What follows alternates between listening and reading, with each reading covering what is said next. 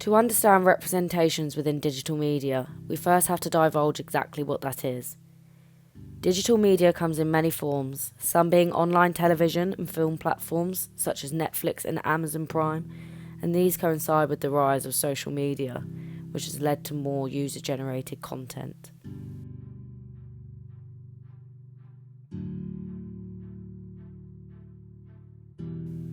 Representation is a meaning formulated through different media languages, such as mise-en-scène, and has the ability to construct opinions and knowledge about certain topics.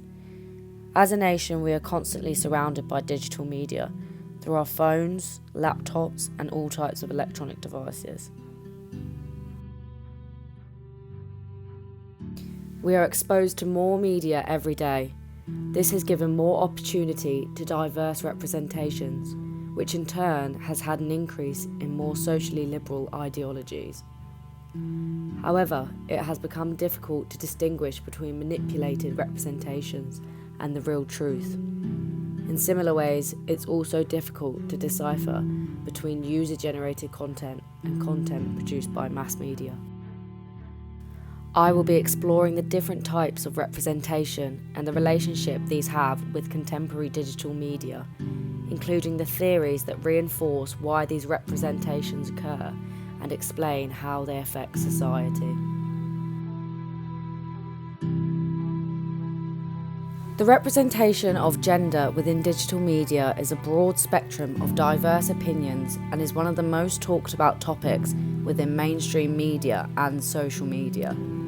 The background of issues surrounding representation of gender within the media dates back to the start of the feminist movement in the 19th century.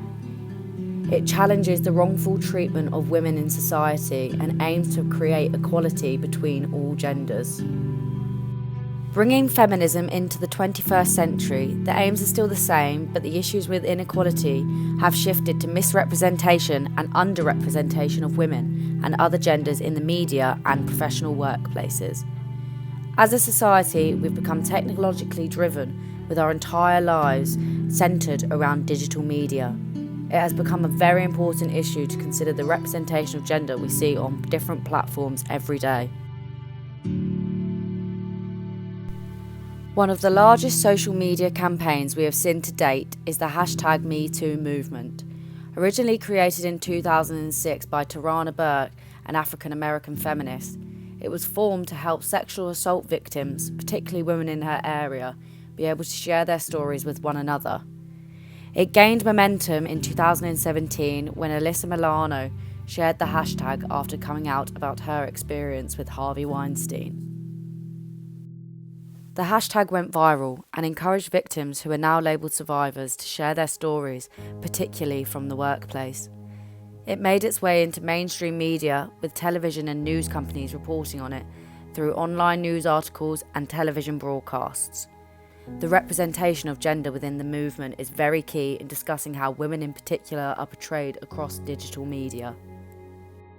BBC News Online has an article that included research into sexual harassment within the workplace titled "Half of Women Sexually Harassed Within the Workplace," BBC survey says. One of the statistics showed that 54% of women and 20% of men asked in the survey had been sexually assaulted within the workplace.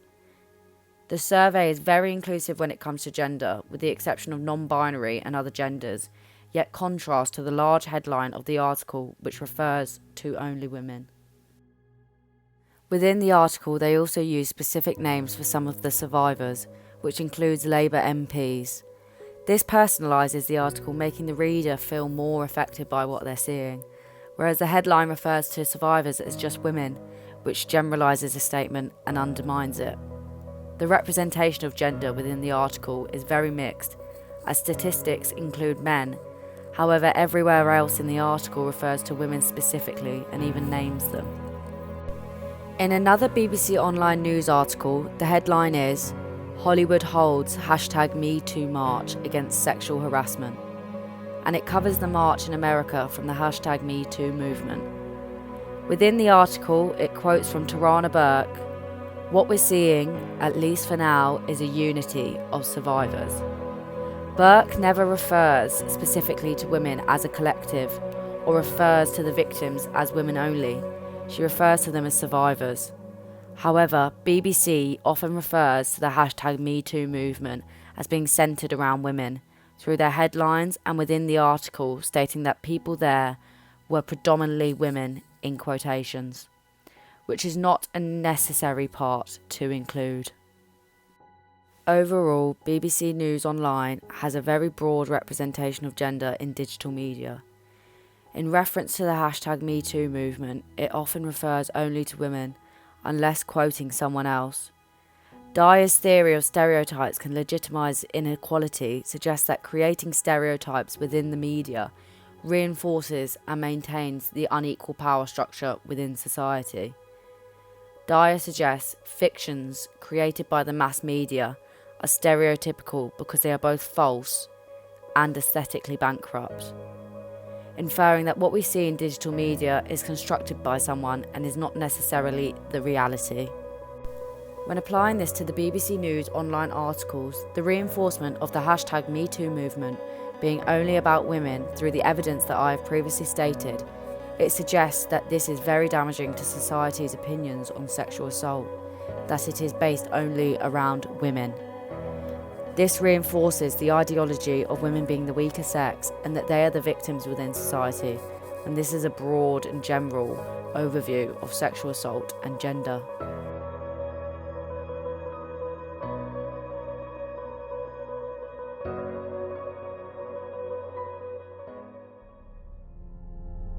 In conclusion, this just touches lightly on the different representations we see within digital media. We also see ethnicity, social issues, sexuality, age, and many more. Digital media has changed the lives of humanity. With the empowerment of social media, big issues such as Black Lives Matter would not have the ability to cause widespread involvement, and gay pride has been given platforms to speak out which would never have been imagined before. Representations are ever changing, but with the rise of digital media, we now have the ability to hear directly from people themselves, not just the opinions of mass media.